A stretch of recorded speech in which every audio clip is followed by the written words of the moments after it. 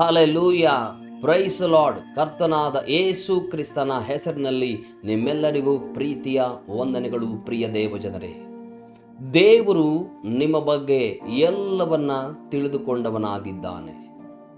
ಆತನು ದೂರದಿಂದಲೇ ನಿಮ್ಮ ಆಲೋಚನೆಗಳನ್ನು, ನಿಮ್ಮ ಯೋಜನೆಗಳನ್ನು, ನಿಮ್ಮ ಆಗು ಹೋಗುಗಳನ್ನು, ನಿಮ್ಮ ಪರಿಸ್ಥಿತಿಗಳನ್ನು ಎಲ್ಲವುಗಳನ್ನು ಆತನು ತಿಳಿದುಕೊಂಡವನಾಗಿದ್ದಾನೆ. ಆತನಿಗೆ ನಿಮ್ಮ ಜೀವಿತದಲ್ಲಿ ಗೊತ್ತಿಲ್ಲದೆ ಇರುವಂಥದ್ದು ಯಾವುದೂ ಇಲ್ಲ ಪ್ರಿಯರೇ. ಎಲ್ಲವೂ ಕೂಡ ನಿಮ್ಮ ಬಗ್ಗೆ ಆತನಿಗೆ ಗೋಚರವಾಗಿದೆ. ಕಾಣದೇ ಇರುವಂಥದ್ದು ಯಾವುದೂ ಇಲ್ಲ. ನಿಮ್ಮ ಜೀವಿತದಲ್ಲಿ ಏನೇ ಕಾರ್ಯ ನಡೆದರೂ ಕೂಡ ಅದಕ್ಕೆ ದೇವರ ಪರ್ಮಿಷನ್ ಇಲ್ಲದೆ ಯಾವುದೂ ಕೂಡ ನಡೆಯುವುದಿಲ್ಲ. ಒಂದು ವೇಳೆ ದೇವರ ಚಿತ್ತದ ಪ್ರಕಾರ ನೀವು ಕಷ್ಟವನ್ನು ಅನುಭವಿಸುತ್ತಾ ಇರುವುದಾದರೆ, ದೇವರ ಚಿತ್ತದ ಪ್ರಕಾರ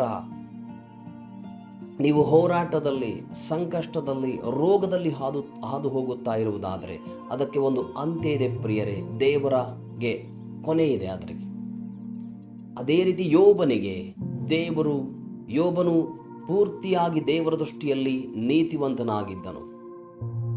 ದೇವರಿಗೆ ಯಜ್ಞ ಹೋಮಗಳನ್ನು ಯಾವಾಗಲೂ ಮಾಡ್ತಾ ಇದ್ದನು. ತನ್ನ ಮಕ್ಕಳ ವಿಚಾರದಲ್ಲಿ ಏನಾದರೂ ತಪ್ಪು ಮಾಡ್ತಾರೆ ಹೊರಗಡೆ ಹೋಗಿ ಅಂತ ಯಜ್ಞ ಹೋಮಗಳನ್ನು ಅವರ ಯಾವಾಗಲೂ ಪ್ರತಿದಿನ ಮಾಡ್ತಾ ಇದ್ದನು.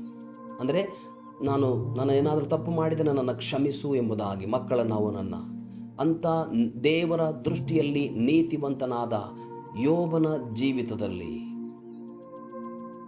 ಸೈತಾನನು ಕಷ್ಟಗಳನ್ನು ತರಬೇಕಂದ್ರೆ ದೇವರ ಪರ್ಮಿಷನ್, ದೇವರ ಅಪ್ಪಣೆ ಬೇಕಾಗಿತ್ತು. ಅದೇ ರೀತಿ ನಿಮ್ಮ ಜೀವಿತದಲ್ಲಿ ಕೆಲವೊಂದು ಸಾರಿ ಕಷ್ಟಗಳು ಎಲ್ಲವೂ ಕೂಡ ದೇವರಿಂದಲೇ. ಕಷ್ಟಗಳು ಎಲ್ಲ ಸಮಯದಲ್ಲೂ ಕೂಡ ಬರೋದಿಲ್ಲ.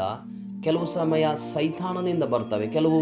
ಕೆಲವು ಸಮಯ ನಾವೇ ಜ್ಞಾನವಿಲ್ಲದೆ ಅಥವಾ ಅಜ್ಞಾನದಿಂದಲೋ ನಮಗೆ ತಿಳಿಯದೆಯೋ ಕಷ್ಟಗಳನ್ನು ಬರಮಾಡಿಕೊಳ್ತೇವೆ. ಆದರೆ ದೇವರ ಚಿತ್ತದ ಪ್ರಕಾರ, ದೇವರೇ ಅಪ್ಪಣೆ ಪ್ರಕಾರ ನಮ್ಮನ್ನು ಪರಿಶೋಧಿಸಲಿಕ್ಕೆ ಕಷ್ಟಗಳು ಬರುವಾಗ ಅದಕ್ಕೆ ಒಂದು ಅಂತ್ಯವನ್ನು ದೇವರು ಇಟ್ಟಿರ್ತಾನೆ. ಸೈತಾನನಿಗೆ ದೇವರು ಹೇಳ್ತಾರೆ, ಅವನು ಏನಾದರೂ ಮಾಡು, ಅವನ ಶರೀರ ಅಥವಾ ಪ್ರಾಣವನ್ನು ಬಿಟ್ಟು ಏನಾದರೂ ಮಾಡು ಎಂಬುದಾಗಿ ದೇವರು ಹೇಳ್ತಾರೆ.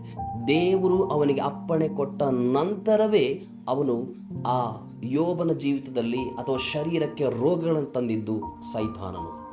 ಒಂದೇ ದಿನದಲ್ಲಿ ಯೋಬನ ಎಲ್ಲವ ಆಸ್ತಿ, ಅವನ ಮಕ್ಕಳು, ಅವನ ಒಂಟೆ, ಅವನ ಎತ್ತುಗಳು, ಕತ್ತೆ ಸಂಪತ್ತು ಎಲ್ಲವೂ ಕೂಡ ನಾಶವಾಗಿ ಹೋಗಿತು. ಆದರೆ ದೇವರ ಚಿತ್ತ ಅವನ ಜೊತೆ ನಡೀತಾ ಇದೆ ಅಂತೆ ಅವನಿಗೆ ಸರಿಯಾಗಿ ಗೊತ್ತಿರಲಿಲ್ಲ. ಅವನ ಫ್ರೆಂಡ್ಸ್ಗಳಿಗೂ ಗೊತ್ತಿಲ್ಲದೆ ಅವನ ಬಗ್ಗೆ ಏನೆಲ್ಲ ಮಾತನಾಡಿದರು. ಅನೇಕರು ಇದೇ ರೀತಿ ನಿಮ್ಮ ಜೀವಿತದಲ್ಲಿ ಹಾದು ಹೋಗುತ್ತಾ ಇರಬಹುದು. ನಿಮಗೆ ಗೊತ್ತಿರಬಹುದು, ದೇವರು ನನ್ನ ಜೀವಿತದಲ್ಲಿ ಈ ಕಷ್ಟವನ್ನು ಅಥವಾ ಈ ಶೋಧನೆಯನ್ನು ತಂದಿರಬಹುದು, ನನ್ನನ್ನು ಪುಟಕ್ಕೆ ಹಾಕಿ ಶೋಧಿಸಲಿಕ್ಕೆ, ಅಥವಾ ನನ್ನ ನೀತಿವಂತಿಕೆ, ನನ್ನ ನಂಬಿಕೆಯನ್ನು ಆತನು ಪರೀಕ್ಷೆ ಮಾಡಲಿಕ್ಕೆ ಈ ರೀತಿ ಆಗಿರಬಹುದು. ಸೈತಾನನ ದೇವ ಅಪ್ಪಣೆ ಕೊಟ್ಟಿರಬಹುದು. ದೇವರು ನನ್ನ ಜೀವಿತದಲ್ಲಿ ದೇವರ ಅಪ್ಪಣೆಯಿಂದ ಈ ಕಷ್ಟ ಬಂದಿರಬಹುದು ಅಂತ ನೀವು ಗ್ರಹಿಸಿಕೊಂಡಿರೋದಾದರೆ ಪ್ರಿಯರೇ, ಅದಕ್ಕೊಂದು ಅಂತ್ಯ ಇದೆ. ದೇವರು ನಿಮ್ಮ ಕಷ್ಟದಿಂದ, ನಿಮ್ಮ ಹೋರಾಟದಿಂದ ಬಿಡುಗಡೆ ಕೊಡ್ತಾನೆ. ಯೋಬನ ಕೊನೆಯಲ್ಲಿ ಅವನು ಎಷ್ಟು ಕಳ್ಕೊಂಡಿದ್ದನೋ ಅದರ ಡಬಲ್ ಪಟ್ಟು ಆಶೀರ್ವಾದವನ್ನು ಹೊಂದಿದನು. ಅದೇ ರೀತಿ ನೀವು ದೇವರ ನಿಮಿತ್ತ ದೇವರಿಗಾಗಿ ನೀತಿವಂತರಾಗಿ ಜೀವಿಸುತ್ತಾ, ನಂಬಿಗಸ್ತರಾಗಿ ಜೀವಿಸುತ್ತಾ, ಯಥಾರ್ಥವಂತರಾಗಿ ಜೀವಿಸುತ್ತಾ ಇದ್ದೀರಾ. ದೇವರ ನಿಮಿತ್ತ, ದೇವರ ನಾಮದ ಮಹಿಮೆಯ ನಿಮಿತ್ತ ನೀವು ನಿಮ್ಮ ಕುಟುಂಬ, ನಿಮ್ಮ ಅನೇಕ ಸಂಪತ್ತನ್ನು, ವಸ್ತುಗಳನ್ನು, ನಿಮ್ಮ ಟೈಮನ್ನು, ನಿಮ್ಮ ಏನೆಲ್ಲ ಫೇಮ್ ನೇಮ್ ಕಳೆದುಕೊಂಡಿದ್ದೀರೋ ಅದೆಲ್ಲವನ್ನ ದೇವರು 2 ಪಟ್ಟು ಹಿಂದಿರುಗಿಸುವವನಾಗಿದ್ದಾನೆ. ದೇವರ ಅಪ್ಪಣೆ ಇಲ್ಲದೆ ನಿಮ್ಮ ಜೀವಿತದಲ್ಲಿ ಏನೂ ಕೂಡ ನಡೆಯುವುದಿಲ್ಲ. ದೇವರು ಅಪ್ಪಣೆ ಕೊಟ್ಟಿರೋದ್ರಿಂದ ಪ್ರತಿಯೊಂದು ಹೆಜ್ಜೆಗೂ ನೀವು ಇಡುವಂಥ ಹೆಜ್ಜೆ ಆತನಿಗೆ ಗೊತ್ತಿದೆ. ಅದು ಕೂಡ ಆತನೇ ಅಪ್ಪಣೆಯಾಗಿದೆ. ನೀವು ಆಲೋಚನೆ ಮಾಡುವುದು ಎಲ್ಲವೂ ಆತನಿಗೆ ಗೊತ್ತಿದೆ. ನೀವು ಯೋಜನೆಗಳನ್ನು ಮಾಡ್ತೀರಾ, ಎಲ್ಲಿಗೆ ಹೋಗ್ತೀರಾ, ಎಲ್ಲಿಗೆ ಬರ್ತೀರಾ, ಎಲ್ಲವೂ ಕೂಡ ದೇವರ ಯೋಜನೆಯ ಪ್ರಕಾರ. ಯಾರಿಗಾದರೂ ಸುವಾರ್ತೆಯನ್ನು ಹೇಳ್ತೀರಾ, ಎಲ್ಲಿ ಕಳಿಸ್ತಾನೋ ದೇವರಲ್ಲಿ ಸುವಾರ್ತೆಯನ್ನು ಹೇಳಲಿಕ್ಕೆ ದೇವರ ಅವಕಾಶವನ್ನು ಮಾಡಿಕೊಡ್ತಾನೆ. ಅದು ಕೂಡ ದೇವರ ಅಪ್ಪಣೆಯ ಪ್ರಿಯರೇ. ನೀತಿಯ ನಿಮಿತ್ತ ನೀವು ಎಷ್ಟೇ ಕಷ್ಟಗಳನ್ನು, ಹೋರಾಟಗಳನ್ನು ನೀವು ಅನುಭವಿಸಿದರೂ ಕೂಡ ತಾಳುಕೊಂಡರೆ ದೇವರು ನಿಮ್ಮನ್ನು ಒಂದು ದಿನದಲ್ಲಿ ಆಶೀರ್ವದಿಸಲು ಶಕ್ತನಾಗಿದ್ದಾನೆ ಪ್ರಿಯರೇ. ಆತನು ನಿಮ್ಮನ್ನು ಕೈ ಬಿಡುವುದಿಲ್ಲ. ನಿಮಗೆ ಏನೋ ಕಷ್ಟ, ದೇವರು ಅನುಮತಿಸಿದಂಥ ಕಷ್ಟ ನಿಮಗೆ ಯಾರು ಹೇಳ್ದೇ ಇರಬಹುದು. ಇದು ನಿಮ್ಮ ಜೀವಿತದಲ್ಲಿ ದೇವರೇ ಅನುಮತಿಸಿದ್ದಾನೆ ನಿಮ್ಮನ್ನು ಶೋಧಿಸಲಿಕ್ಕೆ ಅಂತ ಹೇಳೋರು ಇಲ್ಲದೇ ಇರಬಹುದು. ಎಲ್ಲರೂ ಕೈ ಬಿಟ್ಟರು ಎಂಬುದಾಗಿ ಹೇಳ್ತಾ ಇರಬಹುದು. ಆದರೆ ದೇವರು ನಿಮ್ಮನ್ನು ಕೈ ಬಿಡುವ ಆತನಲ್ಲ. ಯಾವುದೇ ಕಾರಣಕ್ಕೂ ನಿಮ್ಮ ನಂಬಿಕೆಯಿಂದ ನೀವು ಚಂಚಲರಾಗಬೇಡ್ರಿ, ಕುಂದಿ ಹೋಗಬೇಡ್ರಿ, ನಂಬಿಕೆಯಲ್ಲಿ ಬಲಗೊಳ್ಳ್ರಿ ಪ್ರಿಯರೇ.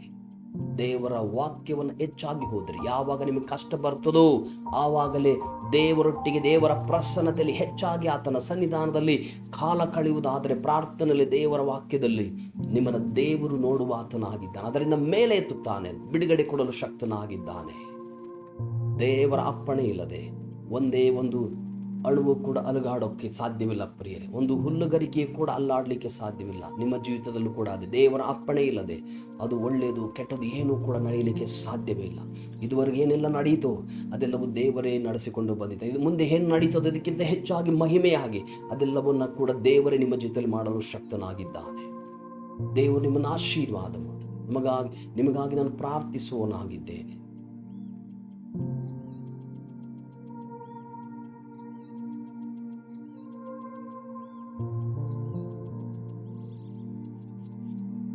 ಪರಿಶುದ್ಧನಾದ ನನ್ನ ಪರಲೋಕದ ತಂದೆಯಾದ ದೇವರೇ, ಕರ್ತನಾದ ಯೇಸು ಕ್ರಿಸ್ತನ ನಾಮದಲ್ಲಿ ದೇವರೇ, ಯೋಬನ ಜೀವಿತದಲ್ಲಿ ಅವನು ದೇವರ ದೃಷ್ಟಿಯಲ್ಲಿ ನೀತಿವಂತನಾದ ಕಾರಣ ಸೈತಾನ ಅವನಿಗೆ ಎಲ್ಲವನ್ನ ಕೊಟ್ಬಿಟ್ಟಿದ್ದೀಯ, ಅದಕ್ಕೆ ಅವನು ನಿನ್ನನ್ನು ಸ್ತುತಿಸ್ತಾನೆ ಎಂಬುದಾಗಿ ಹೇಳಿದನು. ಎಲ್ಲವನ್ನ ಕಿತ್ತುಕೊಂಡನು ದುರಾತ್ಮನು.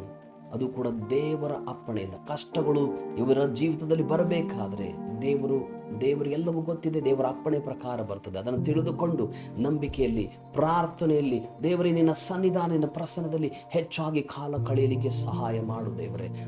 ಅನೇಕ ಮಾತುಗಳನ್ನು ಆಡಬಹುದು. ಇವರು ಯೇಸು ಸ್ವಾಮಿಯನ್ನು ನಂಬಿದ್ದಕ್ಕೆ ಹೀಗಾಯಿತು, ಚರ್ಚಿಗೆ ಹೋಗಿದ್ದಕ್ಕೆ ಹೀಗಾಯಿತು ಅಂತ ದೇವರೇ ಆ ವಾಕ್ಯಗಳ ಮೂಲಕ ಅವರನ್ನು ಬಲಪಡಿಸಿ ಅವರೊಟ್ಟಿಗೆ ನೀನು ಮಾತನಾಡು ದೇವರೇ.